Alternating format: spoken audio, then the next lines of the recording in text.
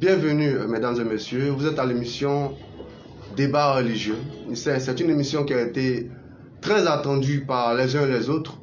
Et là, nous sommes là, par la grâce de Dieu, nous sommes présents. Et comme vous pouvez le voir sur le plateau il est bien rempli, assez rempli, tant physiquement que, je vais dire, spirituellement. Le tableau est rempli, mais il y a une bonne ambiance, une très bonne ambiance. Alors, à ma gauche, donc, j'ai le groupe BAM, Brigade, les élèves d'Abdul Majid. Donc, les élèves d'Abdul Majid, voilà, la BAM, Brigade anti-mensonge, ou encore bons amis musulmans. Donc là, je suis avec le prédicateur Ben Islam, et à ses côtés, on a Koul le barbu. Voilà, vous pouvez le voir là, à sa barbe. Et puis à droite, on a les frères, les prédicateurs chrétiens de Yopougon, Songon, on va dire. Donc là, j'ai le frère Dominique Déo, et puis le frère Bienvenu.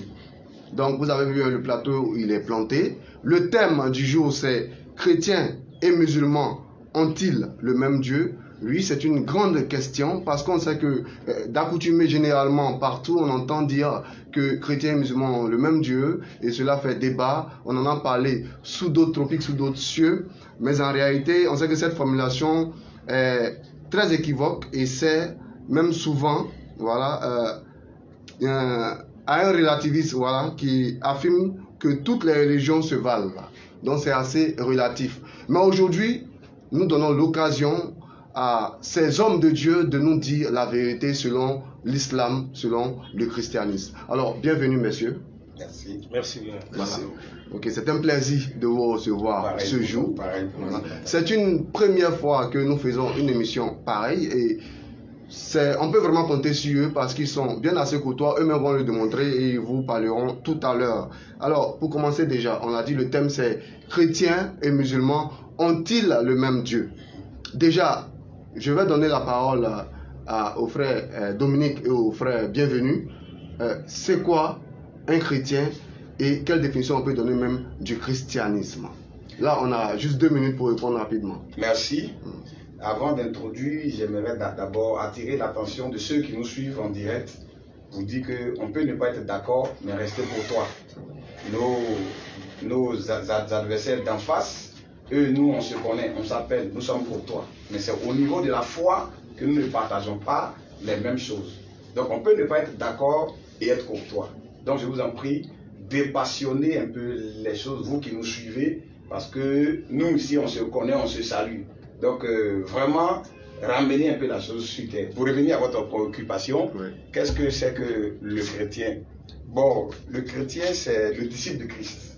Le chrétien, c'est le petit Christ. Quand vous prenez dans le livre de Actes chapitre 11, la Bible dit que c'est à Antioche, pour la première fois, que les disciples furent appelés chrétiens. Parce qu'ils se réunissaient autour de la parole. Parce que Jésus-Christ est la parole. Dans le mot chrétien, il y a Christ. Donc les disciples de Christ, ce sont eux qui ont été appelés chrétiens. Parce qu'ils suivaient Christ. Parce qu'ils suivaient la parole de Christ. Et ce nom aussi, dans le livre de 1 Pierre 4, Pierre dit si quelqu'un souffre comme chrétien, qu'il n'en ait point honte. Parce que vous êtes persécutés pour le nom du Seigneur, réjouissez-vous, parce que l'Esprit de gloire, l'Esprit du Père repose sur vous. Donc chrétien, c'est le nom de Christ que nous portons simplement. Nous nous reconnaissons en Christ, dans sa parole. Donc on voit dans la définition déjà même, on voit déjà la réponse. Donc c'est aussi simple que ça. Oui. D'accord. Alors, frère, bienvenue, vous avez quelque chose à ajouter à sa réponse? Je veux aussi dire que tous ceux qui nous suivent depuis les réseaux sociaux, partout, nous vous demandons d'être beaucoup courtois. Ce que nous faisons, chacun vient ici pour défendre sa foi. Les frères en face, nous nous aimons, nous nous connaissons depuis des années, nous nous côtoyons, nous nous appelons, mais c'est la foi, c'est sur la foi que nous ne nous entendons pas certaines choses. D'accord. Et ça ne fait pas de nous des ennemis. Nous voulons donc demander à tous ceux qui suivent ce débat de dépassionner le débat, que celui qui est chrétien, qui est verger musulman, et quels que soient les mots qui sortiront, qui ne fassent pas parler avec le musulman. Celui qui est musulman, qui est verger chrétien, quels que soient les mots qui sortiront, qui ne fassent pas parler avec le chrétien, qu'ils s'aiment, et on peut ne pas avoir la même foi et s'aimer et se côtoyer. Merci beaucoup, frère, bienvenue. Là, le temps est passé. Donc, c'était le message, il a dit, pour commencer déjà, on peut ne pas partager la même foi, mais on peut être amis et frères. Alors, Prédicateur Ben Islam, voici, on a lancé les dés. Alors on commence par cette même question. Quelle définition on peut donner à l'islam et c'est qui un musulman? Alhamdulillah, wa salatu wa salam ala rasulullah. Alhamdulillah, salam alaikum à tous ceux qui nous suivent déjà. Comme l'ont si bien signifié nos frères, il faut savoir que Allah dans sa parole, Surah 3, verset 186, nous dit que vous serez éprouvés par les propos désagréables de part et d'autre, des croyants ou des non-croyants. Mais Allah nous exhorte à la patience et non à la violence. Il nous dit que l'endurance est la meilleure chose à adopter en pareille situation. Et là, nous sommes sur ce plateau pour étaler la vérité, comme vous l'avez si bien entendu, la brigade anti-mensonge. Nous sommes là pour détecter et dévoiler le mensonge et en même temps rétablir l'ordre des choses qui est la vérité. Qu'est-ce que l'islam? L'islam est tout simplement la religion universelle établie par Dieu et donnée à tous les prophètes au travers de sa parole. Surat 42, verset 13, Allah il dit qu'il a légiféré en matière de religion, ce qu'il avait enjoint à Abraham et à tous les autres prophètes. Établissez la religion, n'en faites pas un sujet de division. Donc l'islam est la religion universelle qui a été donnée à toute la création, à toute la créature jusqu'à la fin des temps, qui signifie soumission à la volonté de l'Éternel. C'est-à-dire faire la volonté de l'Éternel au détriment de son désir personnel. C'est quoi un musulman? Le musulman est celui-là même qui s'accorde à cette soumission en se résignant, en abandonnant son ego, son soi, et en s'accordant à ce que Dieu lui recommande de faire, à savoir marcher selon ses lois, marcher selon ses prescriptions. D'accord. Merci beaucoup, prédicateur. On va donner aussi la parole au frère Koul, le barbu. Alors, qu'est-ce que vous pouvez ajouter à ce que Ben Islam vient de dire? Alhamdulillah, pour ajouter à ça, je pourrais tout simplement dire que l'islam, c'est la religion qui a été apportée par tous les prophètes. Et donc, Mohammed n'est pas celui qui a apporté l'islam, mais c'est celui qui a conclu cette belle religion qui a été prêchée par tous ses prédécesseurs qui sont arrivés avant lui. C'est pourquoi Allah lui-même dans le Coran nous dira de ne mettre aucune différence entre les prophètes, parce que c'est lui qui les avait choisis, c'est lui qui les avait inspirés et c'est lui qui les avait envoyés vers le peuple pour transmettre un message unique, lequel au fond de ce message devait avoir pour moteur la reconnaissance d'une divinité unique. Et il le dira dans la Sourate 21, verset 25, il n'y a point de prophète à qui on a envoyé, on a fait cette révélation, point de divinité en dehors de moi, Allah. Beaucoup de développement, Inch'Allah. On reviendra sur beaucoup d'éléments. Tout à fait. Pouvant, n'est-ce pas, bonifier et tonifier, n'est-ce pas, cette assise d'Inch'Allah. Tout à fait. Merci beaucoup, monsieur. Alors, je vous rappelle, pour ceux qui viennent de se connecter, vous pouvez vous connecter, vous pouvez partager dans tous les groupes, partout, parce que là nous sommes à l'émission Débat religieux et à ma droite j'ai les frères chrétiens et à ma gauche les frères musulmans. Le thème du jour c'est chrétiens et musulmans ont-ils le même Dieu, mais dans une très belle ambiance. Alors on continue toujours avec vous. Alors on a donné la définition de l'islam, de ce que c'est que le musulman, et là on a 5 minutes juste pour expliquer comment l'islam est apparu et puis quelle est sa mission même dans ce monde ici-bas. Donc je vais commencer déjà avec le frère. Bien, alhamdulillah, il faut dire que l'islam est apparu en même temps avec la création. Parce que lorsque Azawajal il a créé Adam, qui est le premier être humain, il lui a doté en même temps cette perfection de l'islam qui signifie paix, comme l'a dit tout à l'heure le frère Béni. D'accord, on va s'adresser à un temps d'internautes qui nous suivent. Voilà, qui devrait en même temps maintenir l'ordre de cette paix-là, paix entre lui et toute la création qui l'entourait, donc sur le plan horizontal, et sur le plan vertical aussi, c'est-à-dire entre lui et son Dieu, il devait maintenir cette paix-là qui devait passer par des rites et par des actes d'adoration, lesquels ont été apportés par les prophètes qui sont venus après lui. Ok, donc voilà. Frère Ben Islam, la même question, hein, pour ajouter à ce qu'il a dit, comment l'islam est apparu et puis c'est quoi la mission de l'islam en ce monde? Alhamdulillah, je n'ajouterai pas plus que ce qu'il a dit. Allah il est clair dans la Sourate 30, verset 30, il demande à l'être humain d'orienter son être, son âme, toute son entièreté vers la religion qu'il a originellement donnée à l'être humain. Quelle était cette religion? Nous l'avons dit tantôt, c'est se soumettre à sa volonté. Il y a des volontés contraignantes que Dieu nous pose. Par exemple, l'homme qui naît prosterné devant la face de Dieu, il n'a pas de désir, il n'a pas de volonté, il naît prosterné devant celui qui l'autorise à être dans la matrice de sa mère.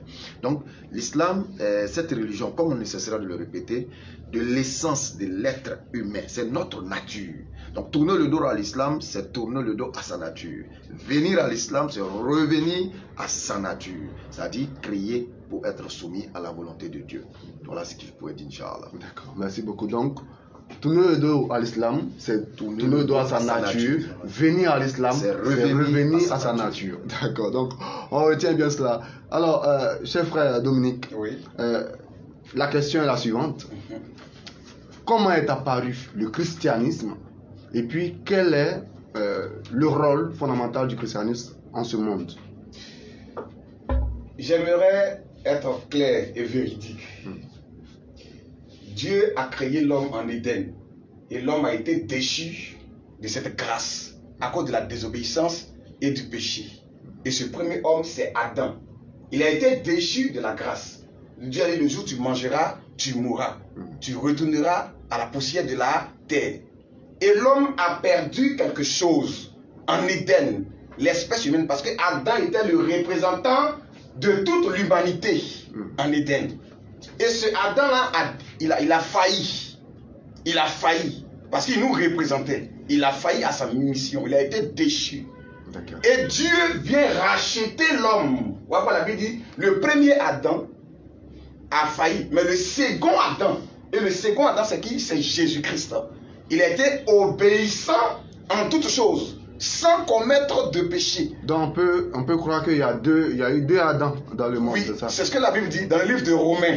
Donc le premier Adam, il a failli. Donc tous ceux qui sont venus à partir de lui, qu'ils soient prophètes, qu'ils ne soient pas prophètes, tous ceux-là ont hérité de cette déchéance-là. Et maintenant, Christ vient pour nous ramener dans cette position, pour nous racheter de cette proposition. Voici d'abord la venue du Seigneur Jésus-Christ. Pourquoi Jean 3,16 est clair. Dieu t'a tant aimé le monde qu'il a donné son Fils unique, avec quiconque croit en lui ne périsse point, mais qu'il ait la vie éternelle. En plus de cela, l'homme, lorsqu'il est racheté, Dieu le ramène pour avoir la vie de Dieu, qui est la vie éternelle. Le salut. Donc, Christ vient, c'est pour le salut. C'est pas pour autre chose. Toute religion, en dehors de lui, il n'y a pas de salut. La Bible dit, il n'y a de salut en aucun autre. Parce qu'il n'y a sous le ciel aucun autre nom qui a été donné parmi les hommes par lequel nous devons être sauvés. Si ce n'est le nom de Jésus-Christ. C'est lui qui est la vie, c'est lui qui est le chemin, c'est lui qui est le salut. Donc, Christ est venu pour le salut. Et c'est ce salut-là qui doit être prêché pour que les élus de Dieu puissent entendre cette voix du salut-là et être en accord, en harmonie avec Dieu. Donc voilà d'abord le but pour lequel le christianisme est venu. Bon, le christianisme, on parle de isme. Isme, c'est idéologie, la pensée. La pensée de Christ, selon laquelle l'homme doit être racheté pour revenir auprès du Seigneur. On va dire, l'Esprit du Seigneur est sur moi pour publier une année de grâce, pour libérer les captifs. Donc il est venu pour nous libérer de la désobéissance, de la condamnation, du péché. Parce que l'homme a été déchu, condamné. Christ vient pour nous libérer de cela. Voici d'abord le but principal et fondamental du salut qui est Jésus-Christ. Et c'est ce que les chrétiens doivent prêcher. En dehors de ça, toute autre voie, c'est l'également. C'est la confusion totale. D'accord. Merci beaucoup, pasteur Dominique Déo. Voilà. Alors, frère, bienvenue. Vous avez quelque chose à ajouter à ce que je crois qu'il a déjà tout dit. Il a dit ce qu'il faut. D'accord. Donc, c'est bon. On peut poursuivre. OK. D'accord. On a encore 1 ou 2 minutes par rapport au temps qui était imparti sur ce thème. Est-ce que vous avez une réponse à apporter? D'accord. Alhamdulillah, nous sommes déjà très ravis d'entendre le frère Dominique dire que Jésus-Christ est le second Adam, ce qui nous réconforte dans notre position, parce que quand nous allons mettre le pied dans la thématique de l'entretien du jour, on comprendra aisément que ce second Adam sera encore présenté comme étant Dieu, ce qui sera vraiment une désolation pour l'humanité qui espère en lui. Parce que ce second Adam est un être humain comme nous, né comme nous, qui a vécu comme nous, qui serait mort comme nous, subhanallah. Mais tout à l'heure, on va démontrer qu'en réalité, ce second Adam dont il fait bien d'en parler, ne peut pas et ne sera jamais Dieu comme il ne l'a jamais dit. Quand il dit que Adam a péché et que le second Adam est venu racheter, ce qui veut dire que de Adam jusqu'à l'avènement du Christ, il n'y a pas eu de pardon pour le péché des hommes, puisque le second Adam ne s'était pas encore manifesté. Alors nous regardons dans Exode chapitre 32, verset 32, que nous allons lire, Inch'Allah, avec votre permission. Moïse, s'adressant à l'Éternel, va dire ceci. Moïse retourne vers l'Éternel et dit: Ah, ce peuple a commis un grand péché. Ils se sont fait un Dieu d'or pardonne maintenant les péchés, sinon efface-moi de ton livre, car tu as écrit. L'Éternel dit à Moïse, c'est celui qui a péché contre moi que j'effacerai. C'est celui qui a péché contre moi que j'effacerai de mon livre. Alors déjà, Moïse avait la connaissance de la repentance et de la demande du pardon. Il n'a pas attendu l'avènement du second Adam pour aller présenter la doléance de la clémence de l'Éternel. Ce qui veut dire que cette histoire du second Adam, c'est juste de l'heure. Nous allons y arriver. D'accord, merci beaucoup. Alors on va poursuivre rapidement. Là, vous voyez qu'on est en train d'entrer peu à peu dans le sujet qui nous unit ce matin.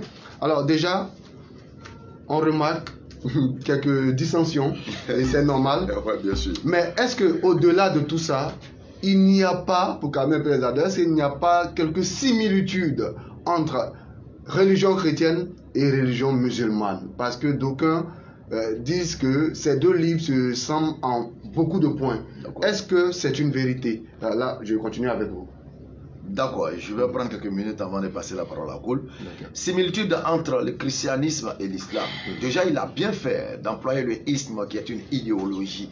Et la question à nous poser, c'est de savoir est-ce que cette idéologie est une idéologie divine ou une idéologie humaine? Parce que Christ, lui, il est clair. Sa doctrine ne vient pas de lui, mais vient de Dieu. Alors, d'où vient l'appellation christianisme? D'où vient le mot christianisme? Des Christ ou des hommes? Nous allons y arriver. Pour revenir à la question qui va montrer la similitude. Voilà. Déjà, nous avons dit que l'islam, c'est la religion de l'essence. Il a dit fondée sur des rites. Et ces rites sont bel et bien camouflés dans la Bible. Et nous pouvons citer rapidement Néhémie chapitre 8, verset 6, qui démontre les rites islamiques, qui sont, à savoir, l'inclinaison, la prosternation devant l'Éternel pour l'adorer. Psaume 95, à partir du verset 5 à 6, c'est propre également. David invite son peuple à venir à la prosternation devant l'Éternel. Et Jésus ne faillira pas à cette règle de la prosternation. Matthieu chapitre 26, verset 39, dans la difficulté de sa vie, au lieu de chanter, au lieu de crier, de taper de tambour, Christ est allé dans la prosternation pour adorer l'Éternel parce qu'il connaissait l'essence de l'adoration. Dans le livre de Matthieu également, le diable, qui est l'ennemi déclaré de l'être humain, connaissant les rites de base de l'adoration, dira à Jésus-Christ, prosterne-toi devant moi. Il ne lui dira pas, danse pour moi, chante pour moi. Il dit, prosterne-toi devant moi et je te donnerai le royaume des cieux. Comme pour dire que l'adoration de l'Éternel se fait dans la prosternation et l'humiliation, dans le sens de vouer un culte, et non dans le sens du respect. Il ne faut pas faire l'amalgame. Bismillah, tu as quelque chose. Il faut dire que dans la convergence, si je peux le dire ainsi, c'est que déjà, musulmans et chrétiens, nous croyons tous en Abraham. D'accord. Et en un seul Dieu aussi. En Abraham, et nous croyons tous également en un seul Dieu. Mais cette manifestation de la croyance, c'est ce qui diffère. Nous avons cette croyance en un Dieu unique et nous croyons aussi en tous les prophètes qui ont été apportés, à l'exception des chrétiens qui refusent, n'est-ce pas, de croire au prophète Mohammed sallallahu alayhi wa sallam, qui a été manifesté à l'humanité comme étant le seul garant du salut éternel pour toute l'humanité. En termes de similitude, si vous permettez, tout à l'heure j'ai parlé du rite de la prosternation, sans pour autant oublier que le musulman, avant d'aller vers l'adoration, fait quelque chose de symbolique qui est la purification du corps, de l'âme et de l'esprit en fonction de l'intention. Exode chapitre 40, verset 30 nous parle de l'ablution. Et Jésus-Christ également ne faillit pas à la règle. Il fera prendre l'ablution à ses disciples lorsqu'il sentira le diable en train de se manifester en Juda. Donc pour dire que l'islam c'est l'essence. Il a parlé d'Abraham, le père de la foi. Nous sommes tous unanimes qu'Abraham est le père de la foi. Et nous disons qu'Abraham était musulman. Eux ne pourront jamais prouver qu'Abraham a pratiqué le christianisme. Alors si Abraham n'a pas pratiqué le christianisme, quel était le socle de la base et le socle de la foi d'Abraham? D'accord, très belle question. Mais en même temps aussi, vous l'avez dit en introduction, que l'islam est apparu en même temps que l'humanité. Exactement. Alors qu'on voit dans un livre historique, selon ce qu'on nous dit, l'islam serait né à un moment donné, une date a été donnée. Qu'est-ce que vous répondez à cela? Est-ce que c'est une vérité ou bien c'est une autre fausseté selon vous? Déjà, Allah il dit dans la sourate 5, verset 3, il nous dit que nous avons parachevé pour vous l'islam. Et quand on parle de parachèvement, c'est qu'il y a eu début. D'accord. Donc Mohammed, paix et bénédiction sur lui, n'est que celui qui vient donner à la religion de l'essence sa plénitude et sa totalité.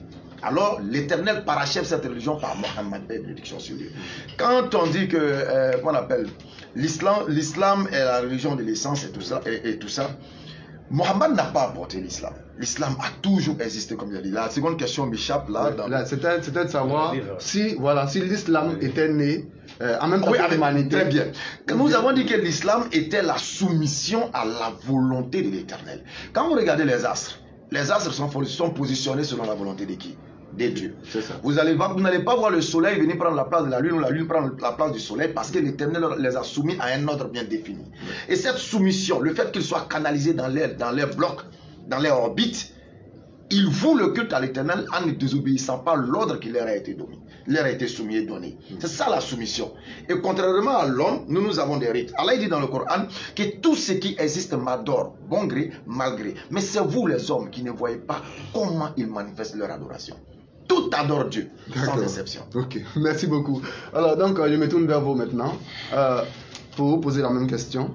Quels sont donc les points de similitude et comme ils ont apporté des éléments de réponse, est-ce que le christianisme, là je parle de ce que les gens disent généralement, est-ce que le christianisme est plus vieux que l'islam? Vous voyez, si quelqu'un est honnête envers lui-même, il ne va pas faire du verbiage. Dans le propre Coran, il est dit, nous avons envoyé l'évangile avant toi. Mais l'islam vient pour confirmer ce qu'il y avait avant lui. C'est bien écrit dans les sourates. Donc tu ne peux pas dire que lui il est venu avant moi, mais encore moi j'étais avant lui. C'est-à-dire que tu parles pour ne rien dire. Tu parles pour ne rien dire. Parlant de la similitude, mais entre le faux biais et le vrai biais, il y a une similitude. Tu vas prendre le vrai biais de 10 000 et le faux biais de 10 000. C'est écrit 10 000, 10 000. Mais il y a un qui est faux, il y a un qui est vrai. Donc l'islam, pour pouvoir justifier sa véracité, s'appuie sur la Bible et la Torah. Dans le Coran, il est dit qu'il est venu pour confirmer ce qu'il y a dans la Torah avant lui. Parce qu'il faut que d'abord, il puisse être lui-même d'abord en accord. Dire qu'il est en accord avec l'évangile et avec la Torah. Ce que vous dites, c'est assez fort. Hein, quand oui, vous dites que l'islam s'appuie sur la Bible. Oui, oui, non, il s'appuie pas. Il tient des déclarations selon lesquelles il vient pour confirmer. En réalité, il n'a jamais confirmé. Au contraire, il a contredit, falsifié la Bible. Mais il prend ce langage-là pour dire qu'on est venu pour confirmer ce qu'il y avait dans la Torah. Et ça laisse une porte ouverte à Adam. Il reconnaît la Torah, il reconnaît l'évangile. Mais quand tu vas entrer, tu vas voir que tout ce qu'il a raconté concernant le salut, ça n'a rien à voir avec ce qui était même avant lui. Et il a sauté dans que Moïse, donc au temps de Moïse, les gens avaient le salut. Vous voyez, voilà un vaurien qui s'assoit et il dit que non, Moïse avait le salut et puis le diable discutait son corps dans le livre de Jude. Les prophètes n'avaient pas le salut. Mais il a dit quelque chose de très important. Il a dit par exemple que avant le second Adam, vous avez présenté comme étant Jésus. Il a dit que le pardon existait. Non. N'est-ce pas? Non. Il y a une image et il y a une réalité. D'accord. Il y a une image et il y a une réalité. Lorsque Adam a péché, la Bible, Dieu l'a habillé de peau d'animal. Dieu l'a habillé de peau d'animal. C'était un travail circonstanciel pour amener le pécheur à s'approcher de Dieu par le sang. Mais ce n'était pas un travail parfait. Parce que l'homme a été déchu. Même dans cette voie-là, l'homme mourait toujours. En même temps, apporter une offrande à Dieu, il mourrait. Parce que Dieu dit, le jour où tu mangeras, tu mourras. La Bible, Dieu l'a chassé pour ne pas qu'il mange de l'arbre de vie et vivre éternellement. La vie éternelle, l'homme ne l'avait pas.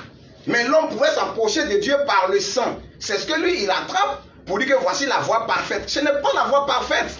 C'est du faux. Le sang des animaux n'est pas la voie parfaite. La preuve en est que les prophètes, quand ils sont présentés devant Dieu, les souverains sacrificateurs, ils avaient des vêtements sales. Et Isaïe, le prophète, même lorsqu'il a vu, il dit, je vais mourir, malheur à moi. Parce que je suis né dans l'église. Mais comment il est prophète et puis il dit encore, malheur à moi? Tu penses qu'il ne connaissait pas ces rites-là? L'homme était déchu de la grâce. L'homme était déchu de la grâce. Le sang des animaux était un travail circonstanciel. Ce n'est pas un travail parfait. Pour parfaire l'homme et le racheter. Mais le sang parfait qui vient faire ce travail, c'est le sacrifice de Jésus-Christ. Voilà pourquoi il a vaincu la mort. La Bible, celui qui avait le pouvoir sur la mort, c'est le diable. Celui qui avait le pouvoir sur la mort, dans le livre d'Hébreux, la Bible dit c'est le diable. Mais il a vaincu la mort. Il a vaincu la mort.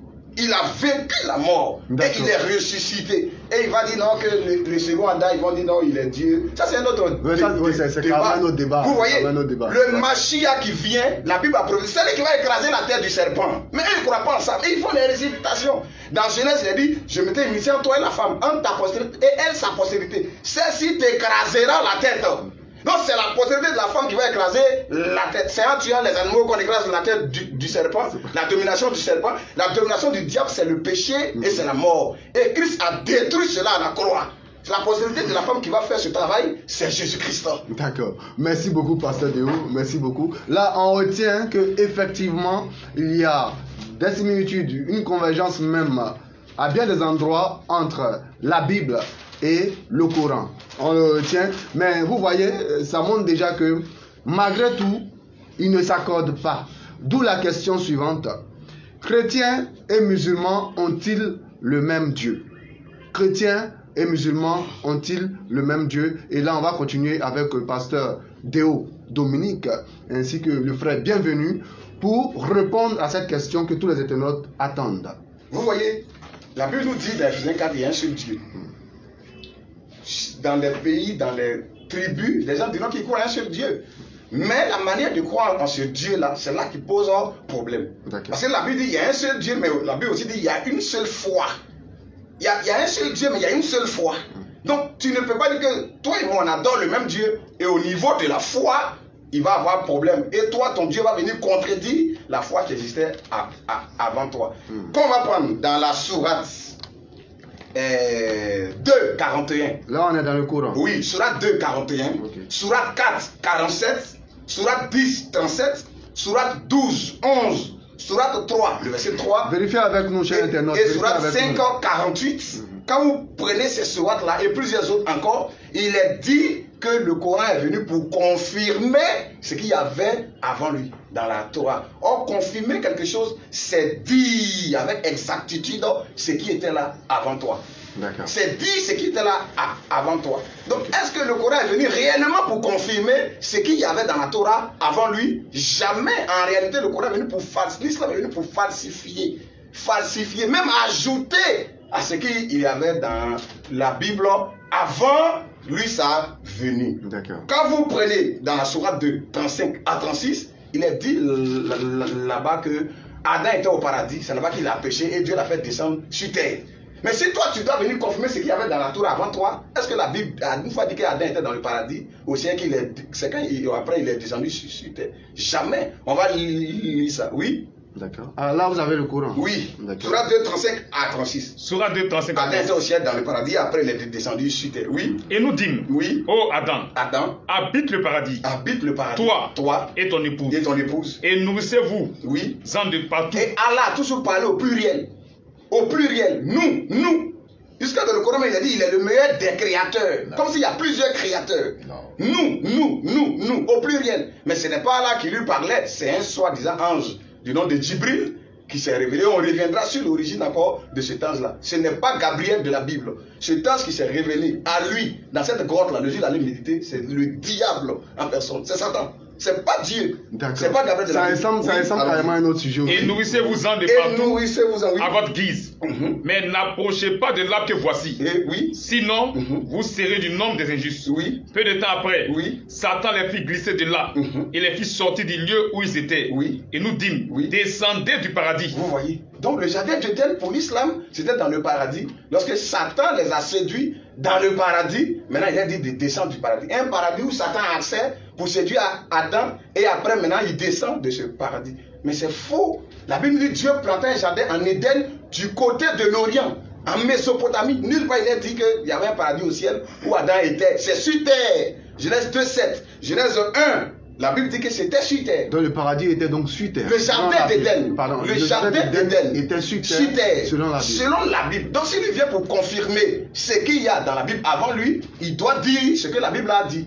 Mais là, il parle de non, c'est au paradis. Là-bas, il a été séduit et il est descendu. D'accord, on poursuit. Oui, on continue encore. Comment est-ce qu'il est venu pour confirmer? Ça, c'est une falsification. Il continue encore. Il dit dans le Coran, dans la sourate 11, 42 à 43, qu'il y a un des fils du prophète Noé qui a été noyé dans le déluge. Dans la sourate 11, 42 à 43. Lisons frère. Sourate 11, 42 à 43. Oui. Et elle vogua en les emportant au milieu des vagues, comme des montagnes. Bon, s'il est venu pour confirmer ce qu'il y a avant lui, quand lui va dire ça, il faut qu'on retourne là où ça a été dit avant lui. Et Noé appela son fils. Qui restait en un lieu écarté. Non loin de l'arche. Oh mon enfant. Monte avec nous. Et ne reste pas avec les mécréants. Il répondit. Je vais me réfugier. Un fils de Noé, selon le Coran, est mort dans le déluge. Et il répondit, je vais me réfugier vers un mont, vers une montagne qui me protégera qui va me protéger de l'eau. Et Noé lui dit, il n'y a aujourd'hui aucun protecteur contre l'ordre d'Allah. Tous périront, sauf celui à qui il fait miséricorde. Et les vagues s'interposèrent entre les deux. Et le fils fut alors du nombre des noyés. Et le fils de Noé fut du nombre des noyés. Mais c'est faux. Dans la Bible, là, quand on prend Genèse chapitre 7, Genèse 6, la Bible, il y a eu 7 personnes. Et 8 personnes. 7 personnes plus Noé. Sem, Cam, Japheth, Noé, avec sa femme et ses 3 fils. Ils étaient 8. Qui est ce fils de Noé qu'on ne connaît pas son nom? Donc il n'est pas venu pour confirmer ce qu'il y avait dans la Torah. Il est venu pour ajouter à la Torah. Et il est venu encore pour ajouter à la parole. Quel fils de Noé est mort dans le déluge? Vous voyez, il dit encore dans le Coran que le père d'Ismaël, il s'appelait Hazar. Ça, on ne va pas lire. Dans Surat 6. Il vous reste moins d'une minute pour finir cette première partie. Oui, Surat 6, 74. Alors que quand on prend dans la Bible, le père d'Abraham, c'est Térak. Ce n'est pas Hazar. Même si Abraham encore, il n'a pas dit encore. On va dire à des points de divergence. La vérité. Dans Surat 28, 7 à 8, il a dit là-bas que c'est la femme de Pharaon qui a adopté Moïse. Or, quand on parle dans la Bible des autres deux, la Bible c'est la fille de Pharaon. Il y a problème. Il y a problème. Il est en déphasage avec la Bible. Vous prenez encore dans la sourate 11 ou bien dans la sourate 37, 101 vous l'a dit, en vérité, avec mes pieds écrivains, aussi, il y a des 101 à 102, il a dit que c'est Ismaël qui a été offert en sacrifice. Mais quand on prend dans Genèse 22, la Bible dit c'est Isaac. Quel est celui-là qui dit que lui est venu pour confirmer ce qui est dans la Torah avant lui et qui vient encore s'attaquer, ajouter et même falsifier? Donc, ce n'est pas un livre confirmateur de ce qui était là. C'est un livre falsificateur et un livre qui vient d'ajouter. Quiconque ajoute à la Bible dit il est maudit.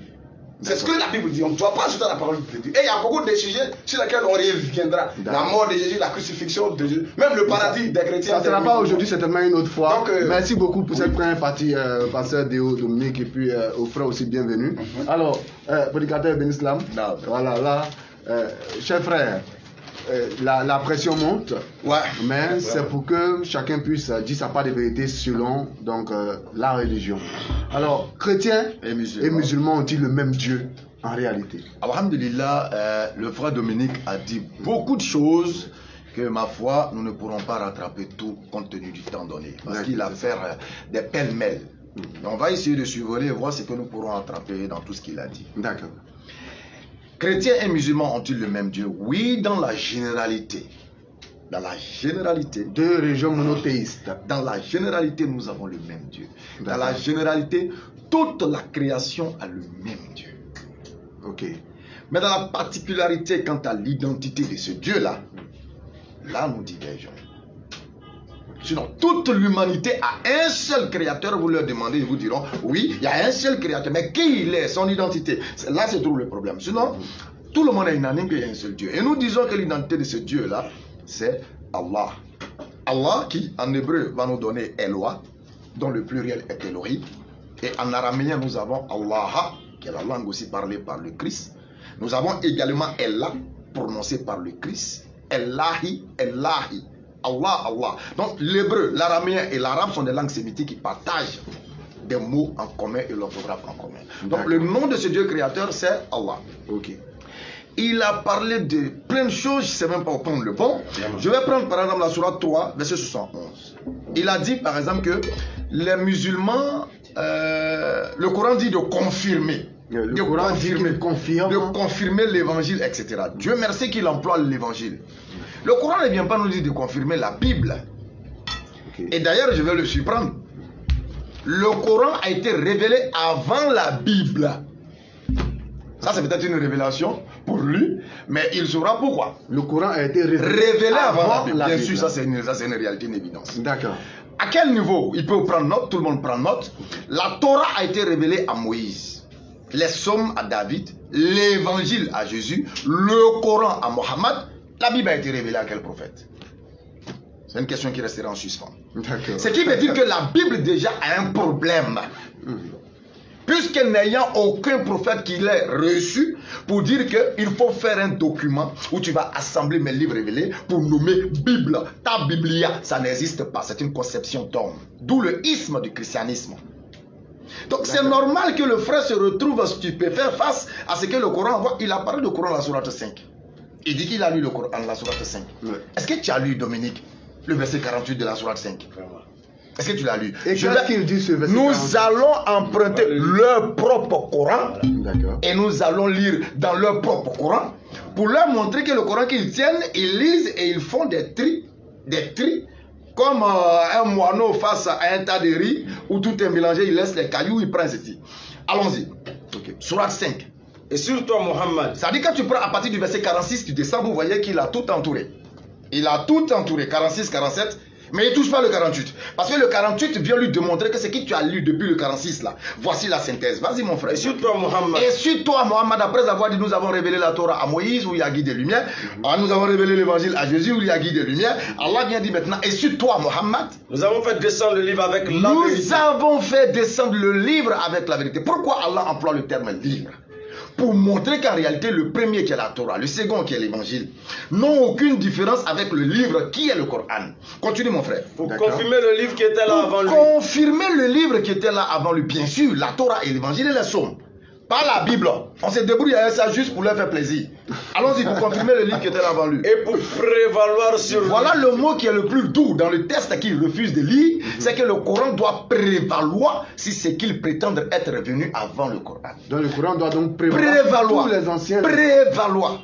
Prévaloir. C'est pourquoi Allah nous dit dans la sourate 3, verset 71. Oh, gens du livre. Pourquoi mêlez-vous le faux au vrai et cachez-vous sciemment la vérité aux gens? Voilà ce qui est. C'est ça au fait la Bible. La Bible est un document où nous pouvons trouver des paroles d'hommes, des paroles du diable, des paroles révélées. Tout y est et nous avons des preuves de ce que nous parlons. La Bible accuse Salomon d'être mort mécréant, idolâtre, adorateur d'idoles, de dieux d'Astarté. Ce qui est une fausseté. Le Coran vient dire aucun prophète n'a commis des péchés. Salomon n'est pas mort mécréant. Vous dites que Salomon est mort mécréant. Quand il vient nous parler du fils de Noé, Dieu dit dans le même chapitre à la suite que cet enfant-là n'était pas ton enfant. Parce qu'un enfant du prophète doit obéir à la parole du prophète. Un fils qui n'obéit pas à la parole de son père n'est pas le fils de son père. Ça c'est spirituel. D'accord. Ça c'est au plan spirituel. Un enfant qui dit être issu de son père doit écouter et obéir à son père. Quand il désobéit à ton père, ça sous-entend que celui-là ne le considère pas comme ton père. Ça, c'est la logique spirituelle.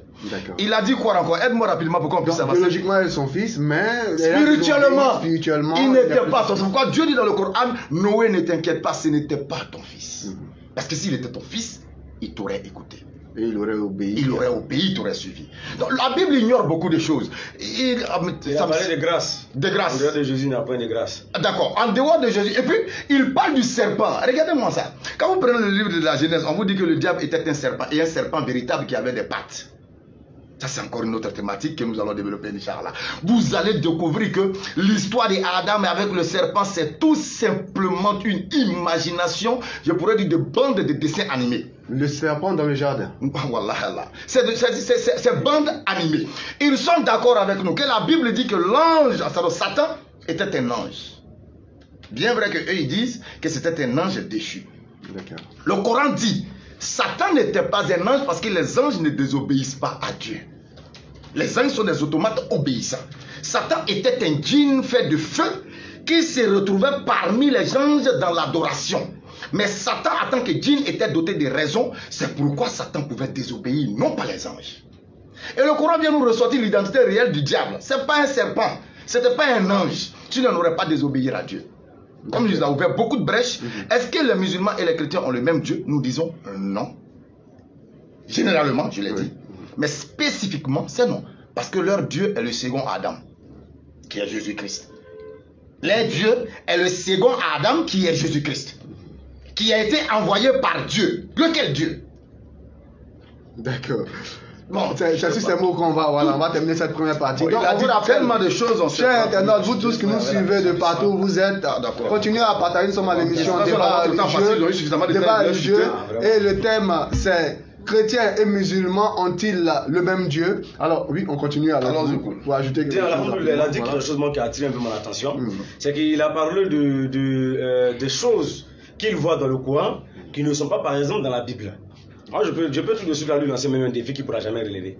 Ah bon? Dans Jean chapitre 20 verset 30, Jésus-Christ dit, il est écrit que Jésus-Christ a fait encore beaucoup de miracles qui ne sont pas écrits dans ce livre. S'il me montre un seul miracle que Jésus-Christ a fait qui n'est pas dans la Bible, il va me baptiser sur le plateau. Mais dans un autre livre, s'il peut le faire. Un livre qui a été apporté par un prophète, il me montre que Jésus-Christ a fait un miracle. Comme la Bible dit, Jean 20 verset 30, il a fait des miracles qui ne sont pas écrits dans ce livre. Il me montre un, il me baptise. Mais le prophète Mohammed, quand il est arrivé, il a donné un miracle que Jésus-Christ a fait qui n'est pas dans la Bible. Dans Surah 5 verset 110, il dit Jésus-Christ, il avait la possibilité de prendre l'argile que nous connaissons et il fait cela en un oiseau. Par la permission d'Allah, ça devient un oiseau volant. De l'argile transformée en oiseau. Ça ressemble à de la magie. Oui, mais ça c'est pas de la magie, c'est la puissance d'Allah. Parce qu'Allah dit qu'on ignore toute sa puissance. Tout à l'heure, il avait parlé de grâce. Mais quand vous parlez que Jésus-Christ est celui qui est venu avec la grâce. Mais si Jésus-Christ est celui qui est venu avec la grâce, dans Somme 30, verset 5, il est écrit que ta grâce subsiste éternellement de jour en jour. Mais attends, si la grâce de l'Éternel subsiste éternellement de jour en jour, qui était en train de le dire? Les sommes ont été révélés à David. C'est David qui le disait. Est-ce qu'en ce moment-là, la grâce était là? Puisque David dit que la grâce est perpétuelle. Est-ce que ça existait? Une question à laquelle on doit réfléchir. Il a dit tout à l'heure que Moïse... que David, Somme, c'est avant Jésus. C'est avant Jésus. D'accord. Il est d'accord même avec. Et il a dit tout à l'heure qu'il n'avait point de sauveur en dehors de Jésus-Christ. Mais c'est une erreur grave. Ça démontre qu'il ne lit pas la Bible. Parce qu'au lieu de venir s'asseoir pour dire que vous ne valez rien, il faut quand même sortir des arguments dans ton livre. Quand tu dis qu'il n'y a point de sauveur en dehors de Jésus-Christ, mais je te pose la question. Tous ceux qui ont cru en Abraham qui sont morts, ils vont où? Jésus n'était pas là-bas. Et Jésus-Christ même a dit, il dit, ceux qui n'entendent, il dit, vous refusez de me croire parce que je suis venu et je vous ai parlé. Vous avez écouté, vous avez refusé, vous êtes jugés. Il dit, ceux qui ont écouté et ceux qui n'ont pas écouté, qui n'étaient pas là, qui sont morts au temps d'Abraham, qui sont morts au temps de Moïse, et ils n'ont pas eu le temps d'écouter. Ils iront où? Est-ce qu'ils iront en fait parce que Jésus n'était pas là? Ça c'est un. Deuxième élément, si les prophètes ne sauvent pas, quand Dieu envoie les prophètes vers un peuple, c'est pourquoi? C'est pour les appeler à la repentance. Mais quand ils se répandent et puis ils vont où? C'est tout droit au paradis, ils ne pourront pas contester ça. Ésaïe 19, verset 20. L'Éternel dit, il dit, lorsqu'ils seront dans le pays d'Égypte, je vais leur donner un signe. Ils crieront à l'Éternel et je leur enverrai un sauveur et un libérateur. Il y a deux mots employés, libérateur et sauveur. Moïse est le seul prophète qui a joué ces deux langues en Israël. Aucun d'eux ne pourra prouver le contraire. Mais quand ils croient en ce que Moïse a apporté comme le livre qui est la Torah, ils meurent. Moïse devient quoi pour eux? Sauveur. C'est employé sauveur. Qui est-ce que l'Éternel a envoyé comme sauveur aux enfants d'Israël quand ils crient en Égypte? Ils sont assis, ils sont d'accord, ils diront que c'est Moïse. Pourquoi alors dire qu'il n'y a point de sauveur en dehors de Jésus-Christ? D'accord, merci beaucoup, frère Koul le Babu. Voilà, lui aussi, il a apporté des éléments de réponse selon donc, le Coran. Alors, je me tourne vers vous pour la deuxième partie de ce même thème. Chrétiens et musulmans ont-ils le même Dieu, pour rebondir? C'est ça, je dis, quand tu ne connais rien et puis tu crois que tu connais, là, tu parles beaucoup pour ne rien dire. Il s'est fourvoyé tout à l'heure. Ça m'étonne que lui aujourd'hui jette crise sur la Bible. Alors que pour justifier sa fausseté, selon laquelle son livre est vrai, ou bien son prophète est vrai, il s'appuie sur la Bible. Il dit que Jésus même a annoncé Mahomet. Après, il vient dire encore que, c'est sa question, il dit que la Bible a été révélée à quel prophète? Bible vient du grec Biblia, qui veut dire assemblage de plusieurs livres. Est-ce que Dieu n'a-t-il pas prophétisé que ces paroles seront assemblées en un recueil? Est-ce que Dieu n'a-t-il pas prophétisé dans la Bible que ces paroles-là seront assemblées en un recueil? Est-ce que Dieu n'a-t-il pas dit aussi dans Isaïe 47, considérez le livre de l'Éternel, lisez, aucun d'eux ne fera défaut, ni l'un ni l'autre ne marquera. Pourquoi? Parce que sa bouche l'a ordonné, il demande par qui? La Bible, c'est son esprit qui va rassembler cela. C'est l'esprit de Dieu, mais il ne descend pas pour rassembler, il le fait à travers des hommes. Et les apôtres ont écrit, il y avait déjà à côté qui écrivait, et le Nouveau Testament a commencé à être rassemblé par l'apôtre Jean, selon l'histoire de l'Église. Et c'est comme ça qu'il s'est retrouvé sur l'île de Patmos, parce qu'il dit c'est à cause du témoignage de Jésus. Donc vous voyez, l'assemblage, la Torah était déjà assemblée. Dans l'Ancien Testament, il y avait même la version grecque qu'on appelait la Septante de l'Ancien Testament. Maintenant, le Nouveau Testament aussi, les lettres étaient écrites, mais ça commençait à être assemblé. Maintenant, c'est la puissance de Dieu qui le fait, c'est pas un homme. Vous voyez, est-ce que Dieu n'a-t-il pas dit que lui va rassembler ces paroles en un recueil? Si Dieu l'a dit, c'est que le débat est clos. Et dans Isaïe encore, il dit que non, lisons que c'est son esprit qui le fait faire. Isaïe 34, 16. Isaïe 34, 16. Consultez le livre. Il va jeter Christ sur la Bible pour fuir. On va te ramener dans la Bible. Tu vas pas fuir. Oui. Consultez le livre. Oui, aujourd'hui, la Bible, c'est un faux livre. Non. Ce sont des incrédules qui sont là. Ce sont des hypocrites. Ils ne sont même pas francs envers eux-mêmes. Mais quand ils se tiennent là, ils disent aux gens, toi tu ne crois pas à la Bible. Quand on t'attrape, là, tu jettes Christ sur la Bible. Mais quand ils veulent justifier ces mensonges, ces saletés, là, ils s'appuient sur la Bible. Là, la Bible est vraie. La Bible a annoncé leur prophète. Quelle est cette confusion? La question qui avait été posée. Consultez le livre de l'Éternel. Oui. Et lisez. Lisez. Aucun d'eux ne fera défaut. Livre d'Éternel. Aucun d'eux ne fera défaut. Ni l'un, oui, ni l'autre, oui, ne manqueront. Oui. Car sa bouche l'a ordonné. Sa bouche l'a ordonné. C'est son esprit. C'est son esprit qui les rassemblera. C'est par l'esprit de Dieu qu'ils ont écrit. La Bible c'est poussé par cet esprit que les hommes ont parlé de la part de Dieu. Paul pouvait dire que quoi? C'est par la révélation que je vous écris ces choses. Donc maintenant, Dieu, qu'est-ce qu'il dit? Ecclésiaste 12, 13. Ecclésiaste 12, 13. Les paroles des sages. Les paroles des sages sont comme des aiguillons. Sont comme des aiguillons. Et rassemblées en un recueil. En un recueil. Rassemblées oui, en un recueil. Rassemblées en un recueil. Elles sont comme des clous plantés. Voilà. Donc les données par un seul maître. Données par un seul maître. Mais c'est lui qui rassemble ça par son esprit, par sa puissance. Là, le débat est clos. On revient encore. Il a dit que l'islam, là, il ne peut pas nier ici que le Coran n'a pas dit que le livre est venu pour confirmer ce qu'il y avait dans l'évangile et dans la Torah. Tu l'as dit, mais il a sauté pour dire que non, le livre là est au-dessus de... Mais avant d'être au-dessus, là, il faut confirmer d'abord ce qui était là.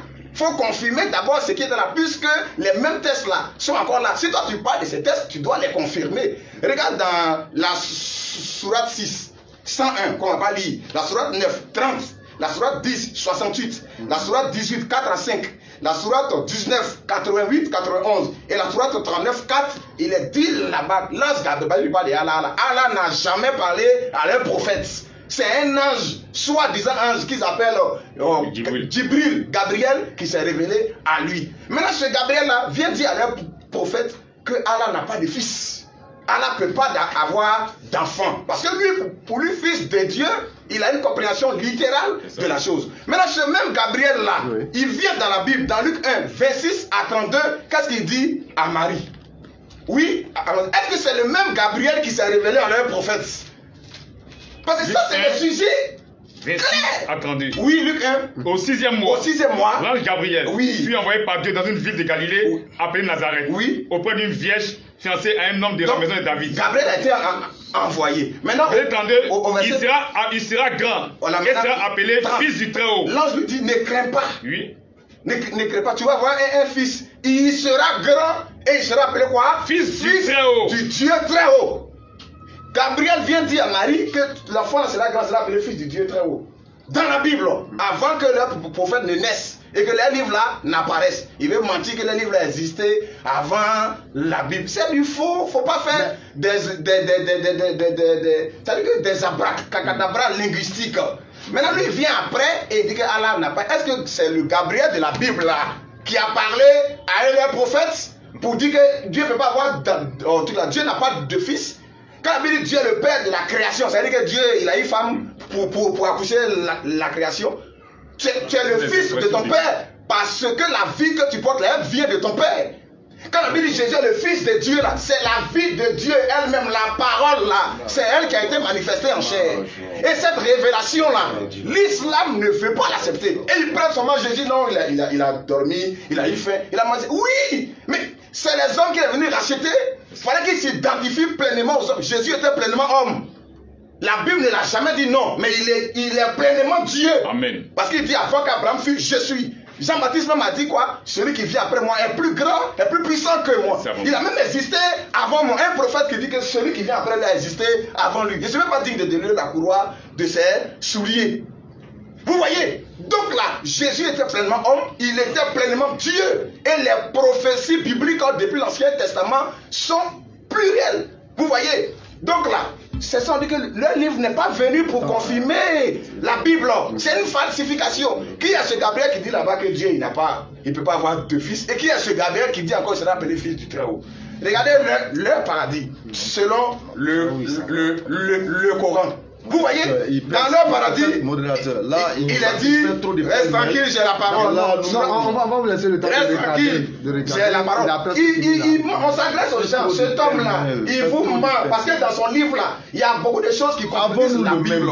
Surat 33, il n'y a pas le même Dieu, et on va te montrer pourquoi il n'y a pas le même Dieu, parce que ce que l'autre dit est contraire à l'autre.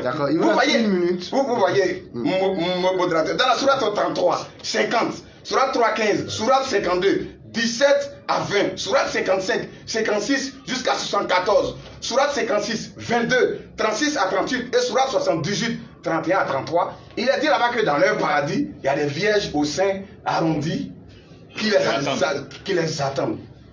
Vous voyez? Mais ça c'est un mensonge. Et cela aurait-il été révélé par un ange? Par Gabriel, pas Gabriel, un soi-disant Gabriel. Ose dans Matthieu 22, 23, attendez, comprenez même le verset 28 à 30, lorsqu'on demandait à Jésus sur la résurrection, concernant les 7 frères qui ont connu une femme à la résurrection, lequel de ces frères-là va prendre la femme? Jésus dit, vous êtes dans l'erreur. Vous ne comprenez ni la parole de Dieu, ni la puissance de Dieu. Et là, voici, il dit à la résurrection, les hommes ne prendront point de femmes, ils seront comme des anges de Dieu dans le ciel. Mais lui, tout ce qu'il attend de faire là, il y a les vierges qui l'attendent au ciel, au sein arrondi. C'est un faux paradis, et c'est pas le même Dieu. Voilà, le temps qui était écoulé pour voir est imparti. Maintenant, on va... Voilà, alhamdulillah, ce qui est intéressant, crier, vociférer n'est pas synonyme de détenir la vérité. D'accord. Pasteur Dominique crie bien. Tu cries fort, mais on n'entend pas le son. Tu vois, tu parles bien, tu cries fort. Mais nous revenons encore à ce que tu ignores toujours. Surat 5, verset 48. Dominique en français, quand on dit doit prévaloir. Le Coran doit prévaloir. Dominique, ça veut dire quoi? Il faut expliquer ça au moins. Ça veut dire que tout ce que tu es en train de raconter n'a pas de sens. Si tu cites les versets du Coran, le Coran doit prévaloir. Donc tout ce que tu es en train de dire du Coran, c'est ce qui est. Parce que la Bible n'a plus de place dans la prévalence. Quand on dit qu'on ne croit pas en la Bible, je t'ai dit tout à l'heure, la Bible est un fourre-tout. Il y a la parole de Dieu, il y a la parole du diable, il y a la parole des hommes. C'est ce qu'on t'a dit. On n'a pas dit qu'on rejette la Bible dans son entièreté. Le Coran dit dans la Sourate 3, verset 71. Pourquoi mêlez-vous le faux au vrai? Deutéronome 31, verset 29. Car je sais qu'après ma mort, vous vous corromprez et que vous vous détournez de la voie que je vous ai prescrite. Et le malheur finira par vous atteindre. Moïse dit qu'après sa mort, les gens vont corrompre les Écritures. Au point de l'irriter par l'œuvre de vos frères. Laissez-nous parler, si on peut parler. On est en train de lire. Notre temps, vous voyez. Vous vous corromprez. Sur la base de quoi? En vous détournant de la parole de Dieu. Pourquoi les chrétiens de Béret, les Thessaloniciens, analysaient les Écritures? Actes chapitre 17, 11. Lorsqu'on envoyait l'écriture aux chrétiens de Béret, qu'est-ce qu'ils faisaient? Ils analysaient pourquoi? Parce qu'ils avaient connaissance que les écritures allaient être falsifiées par vous. Et ils examinaient chaque jour les écritures pour voir ce qu'on leur disait. Si ce qu'on leur disait, mais si déjà la chose était exacte, pourquoi examiner encore? On va avec. Vous parlez de quoi? Amos chapitre 3, verset 7 dit, Dieu ne fait rien sans le révéler à ses serviteurs, les prophètes. Les prophètes sont la porte de la révélation. Tu sais tellement de choses, tu as désordonné le débat. Tu rentres ici, tu prêches, on dit, est-ce que nous avons le même Dieu? Tu parles de paradis, tu parles pêle-mêle. Nous disons que nous n'avons pas le même Dieu, qu'on appelle dans le cadre de la spécificité. Non. Votre Dieu est le second Adam qui est un homme, né d'une femme. Quand il parle de l'ange Gabriel dans le Coran, qu'est-ce qu'il a dit? Nous avons toujours dit, même si le terme fils est employé dans la langue hébraïque, ça veut dire serviteur. Et est fils de Dieu celui qui fait la volonté de Dieu. Nous, on n'a pas contesté ça. Dans ce sens-là, Jésus-Christ est fils de Dieu. Moi, je suis fils de Dieu. Vous êtes fils de Dieu. Mais vous le prenez dans le sens biologique parce que vous dites que Jésus-Christ n'a pas de père. C'est là il y a le problème. C'est là le Coran dit, Allah n'a pas d'enfant. Comment aurait-il un enfant s'il n'a pas de compagne? Si Jésus est le fils de Dieu dans le sens biologique, c'est que Marie est la femme de Dieu. Ça, c'est clair. Si Marie n'est pas la femme de Dieu, c'est que Jésus-Christ n'est pas le fils de Dieu dans le sens biologique mais spirituel. Parce que Jésus-Christ se soumet à la volonté de Dieu et il fait la volonté de Dieu. Voilà le sens du mot fils dans la langue hébraïque. Mais vous ne comprenez pas ça, vous pensez que nous, quand on dit Dieu n'a pas de fils, c'est dans le sens biologique? Non. Spirituellement, Allah, nous sommes tous enfants d'Allah spirituellement parce que nous faisons la volonté d'Allah. Là, il vous reste 1 minute 30 secondes. Tu vois, il a dit tellement de choses. Et ça commence à me... Il a dit tellement de choses. Bon, je viens maintenant, est-ce que nous adorons le même Dieu? Quand vous prenez Jésus-Christ, c'est qu'il est Dieu.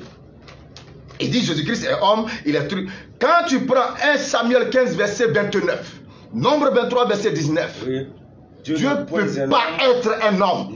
Ésaïe 29, verset 15 à 16, le potier ne peut jamais devenir de l'argile. Parce que s'il devient de l'argile, lui-même il est pervers, ceux qui y croient sont pervers. Ésaïe 29, verset 15 à 16, le potier doit-il être estimé comme de l'argile, de sorte que la chose faite dise à celui qui l'a fait, tu n'as pas une intelligence. Lorsque Dieu a la même nature que l'homme, en ce moment précis, il ne peut plus être Dieu. En cela, nous disons, le créateur des cieux et de la terre ne peut pas être un homme. Il ne sera jamais un homme, il ne va jamais le faire parce qu'il est trop glorieux pour être un homme. Voilà ce que nous disons. Donc votre Dieu que vous adorez, il n'a jamais prétendu être Dieu, qu'il nous sorte un seul verset. Un seul. Où Jésus-Christ dit, je suis Dieu. Ça n'existe pas. Puisque lui-même il annonce dans Marc 12, verset 28 à 29. Il dit, notre Dieu est l'unique Seigneur. Et dans Jean 27, il le confirme. Notre Dieu, est l'unique Seigneur. Mais Dieu de quel Dieu? Et là, vous citez la Bible. C'est la Bible, nous citons Dieu de quel Dieu? Tout le monde a été créé à partir de la parole. Tu l'as dit, je suis d'accord. Jean chapitre 1er, verset 3, l'a dit que tout a été créé par la parole. Donc, sous la base de la création et de la soumission à la volonté de Dieu, nous sommes tous fils de Dieu. On ne conteste pas ça. Mais votre Dieu n'est pas le Dieu créateur des cieux et de la terre, puisque lui-même il a été créé, alors que Allah il est le formateur de toutes choses. Il a parlé de lui que Allah est le meilleur des créateurs. C'est pourquoi la philosophie du Coran, vous ne pouvez pas comprendre tant que vous êtes dans la compréhension spirituelle. Allah est le meilleur des créateurs, Masha'Allah. Pourquoi? Celui qui a créé ce portable a été créé par qui? Par Allah. Donc celui qui crée ce portable là, c'est Allah qui l'a créé, c'est pourquoi il l'a créé. Donc qui est le meilleur des créateurs dans le créateur, dans la création? C'est Allah qui est le meilleur des créateurs. Mais ils ne comprennent pas le langage spirituel du Coran. Ils sont dans la compréhension spirituelle, c'est ce qui les fatigue un peu. Il a crié, il a vociféré, mais il n'a encore rien dit. Mais Inch'Allah, ce débat, nous allons le reprendre dans un espace bien fait, avec un temps bien. Mais ça va se savoir. C'est juste ces mots-là quand on vous rappelle que vous êtes donc à l'émission Débat religieux, le thème c'est chrétiens, musulmans ont-ils le même Dieu. Le temps est vraiment court, eux-mêmes ils avaient dit avant l'émission. Très court. Mais là on a essayé quand même de donner, et Dominique a voilà, on a essayé de donner autant d'informations que possible. Et on vous l'avait dit, hein, eux-mêmes l'avaient garanti, ambiance bon enfant, vérité avec beaucoup de foi, beaucoup de passion, mais toujours dans le respect. Donc c'est comme ça que tous les chrétiens, tous les musulmans à travers le monde même doivent être, parce que Dieu est un Dieu de paix. Alors on va terminer en donnant à chacun un temps de parole bien défini, 5 minutes pour terminer l'émission. Carrément. Alors la question est la suivante: pourquoi l'homme doit-il choisir le christianisme? Voilà, et puis en même temps on donne son mot de fin. Pourquoi l'homme doit-il choisir le christianisme? Et puis on donne son mot de fin. Le frère va dire. Le chrono est lancé. Voilà. Le frère va dire le mot de fin, mais vous voyez, le monsieur, il n'a pas démenti qu'il y a des vierges qui l'attendent. Il n'a pas démenti qu'il y a des vierges au sein arrondi qui l'attendent. Bon, ça va faire certainement l'objet d'un autre débat. Oui, il a dit qu'on reviendra là-dessus. D'accord. Bon, ok. Maintenant, il a dit quelque chose qui est grave, que l'un livre vient pour prévaloir. C'est un mensonge. Galates 1, 6 à 7. Quiconque ajoute à la parole est maudit. Après le 22, 18 ans, jusqu'à 19. Quiconque ajoute à la Bible, il est maudit. Donc il n'y a pas un livre qui va venir prévaloir. Ça montre que c'est un esprit antichrist. C'est le diable. La Bible est complète, la parole de Dieu est parfaite. On ne doit pas ajouter, on ne doit pas retrancher. Il dit non, dans la Bible, là, il y a la parole de Satan. Et vous mettez dans le Coran, Satan a accusé aussi Allah. Satan a parlé à Allah. C'est-à-dire qu'il se cache derrière des déclarations. Satan a tenté Jésus, il a parlé, oui, mais dans ton Coran, là, est-ce que Satan n'a pas accusé Allah? Vous voyez, est-ce que Satan n'a pas parlé dans ton Coran? C'est un faux débat que tu es en train de faire. Tu vois, tu ne crois pas à la Bible, tu es un incrédule. Donc reviens à des meilleurs sentiments et croire à la parole. Le mot de fin, pourquoi l'homme doit les gens doivent revenir à Jésus-Christ. C'est tout, parce que c'est lui qui est le salut. Point. Et le frère va conclure. D'accord. Pour terminer, il faut dire qu'ils ont dit beaucoup de choses qui ne sont pas justes. Et ils ont parlé du nom de Dieu et la divinité Jésus-Christ. Nous les appelons à un débat spécial sur la divinité Jésus-Christ. Amen. Nous les mettons au défi avec la Bible et le Coran. C'est ça. Nous allons leur démontrer que le grand Dieu des cieux s'appelle Jésus-Christ et non Allah. Allah, c'est la signification étymologique du mot Dieu. Allah veut dire Dieu en arabe. Pourquoi celui qui a envoyé Mahomet se cache derrière l'appellation Dieu? Il faut nous dire. Dieu a un nom. Et il a dit beaucoup de choses. Et comme il a si bien dit, leur Dieu, on n'a pas le même Dieu. Parce que leur Dieu leur promet des époux au paradis. Il dit, tout ce qu'il a fait là, c'est parce qu'il croit qu'il y a des hôtels au paradis. C'est pourquoi il a train de se vociférer, toutes ces choses. Lui, il croit qu'il va gagner des salles d'hôtel, un paradis de pervers. C'est pourquoi d'autres aussi, ils mettent des bombes sur eux pour s'éclater parce qu'ils ont des espèrent avoir des épouses au ciel. Donc, vous le voyez, il est réjoui parce que pour lui, il aura des salles d'hôtel au paradis. Un paradis de pervers. Notre Dieu n'a pas un paradis de pervers. C'est votre mot de fin. Voilà, c'est votre mot de fin. Vraiment, merci beaucoup. Alors, pour rectifier quelque chose, je connais bien le frère Benislam et je sais qu'il ne va jamais oser se mettre une bombe là-dessus. Nous le connaissons très personnellement. Voilà, donc on va dire que c'est dans la passion que ces mots sont sortis. Parce qu'ils prônent l'amour parce que Dieu est amour. Alors, on va terminer avec vous rapidement. Pourquoi l'homme doit-il choisir la voie de l'islam? Malheureusement, ils ont touché à beaucoup de points de façon inutile. Quand ils disent que pourquoi celui qui a envoyé Jibril s'est caché pour l'envoyer. Mais est-ce que le Dieu qui a envoyé tous les prophètes de la Bible, il s'est déclaré comme étant Jésus-Christ? Aucun d'eux ne peut prouver cela. Et ça même, c'est un défi même pour le thème sur la divinité qu'il lance. Je l'ai lancé déjà ce défi-là. S'il me montre un prophète envoyé de la part de Dieu qui avait indiqué que c'est Jésus qui nous a envoyés, ils vont nous baptiser. Parce que ça c'est le thème le plus intéressant, on va manger ça facilement par la grâce d'Allah, Inch'Allah. Quand il parle des vierges au paradis, qui nous décrit comment le paradis est? Dans le paradis on trouve quoi? Ils ne pourront jamais le faire. Maintenant regardez la parole de Jésus-Christ, Matthieu 19 verset 29. Et quiconque aura quitté à cause de mon nom ses frères, ses soeurs, son père, ou sa femme, ou ses enfants, ses maisons, recevra le centuple et héritera la vie éternelle. Jésus-Christ dit que celui qui quitte son père, ou sa mère, ou sa femme, va recevoir le centuple. Centuple, c'est quoi? 100 fois. Il reçoit 100 là où? Il reçoit ça sur la terre ou au paradis. Aucun disciple n'a reçu 100 femmes sur la terre. Ces 100 femmes qui vont recevoir, c'est où? C'est au paradis. Alors, si Jésus-Christ me confirme clairement qu'on va recevoir les femmes au paradis, pourquoi venir accuser les maisons parce qu'on aura des vierges? D'accord. Mais la question, là, il reste 2 minutes pour répondre. Pourquoi l'homme doit-il choisir la voie de l'islam? Parce que l'islam est la seule voie qui peut sauver l'humanité. L'islam est la seule voie qui peut trouver une solution à toutes ces dépravations qui minent le monde. Pendant que le christianisme enseigne aux gens de pécher pour aller au paradis, l'islam dit non, il faut rester sur la voie des prophètes parce qu'ils n'étaient pas des pécheurs. Mais le christianisme dit non, tu peux pécher, si tu veux, à la mort de Jésus, tu vas aller au paradis. L'islam dit non, que toutes ces dépravations, il faut venir à l'islam qui vous donne des solutions claires. C'est pourquoi Georges Bernard Shaw, qui était un chrétien, il était prix Nobel de la littérature en 1925, il dit ceci. Il dit, j'ai étudié la vie de Mohammed. Et loin d'être un antéchrist, lui c'est après avoir étudié. Eux ils ne font que de la philosophie, ils n'ont rien étudié. Il dit, après avoir étudié la vie de Mohammed, loin d'être l'antéchrist, il mérite le titre de sauveur de l'humanité. Pourquoi? Car si on lui remettait les clés du gouvernement de ce royaume, il trouverait les solutions à tous nos problèmes. Il est en train de confirmer clairement qu'en dehors de l'islam, il n'y a point de religion. Rapidement, merci beaucoup, répondre sur ce qu'il a dit. Pourquoi choisir l'islam? Déjà dans Jean chapitre 4, verset 34, il est dire que Jésus-Christ vient faire la volonté de son Seigneur. Jean 5, 30, il vient faire la volonté de son Seigneur. Jean 6, 38, il vient faire la volonté de son Seigneur. Alors, pourquoi devenir musulman? Devenir musulman, c'est faire la volonté de Dieu et non de faire la volonté des hommes.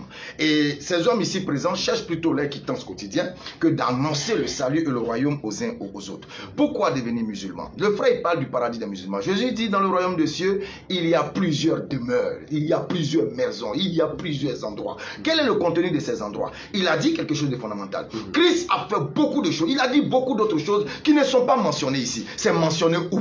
Tu dis, on ne doit pas ajouter. Celui qui ajoute, il est maudit. C'est mentionné où? Jésus-Christ a dit, j'ai encore beaucoup de choses à vous dire, mais vous ne pouvez pas les porter. Mais quand le consolateur viendra, il vous conduira dans toute la vérité. Où se trouve le reste de la vérité? Et c'est ces vérités-là que vous découvrez dans le Coran.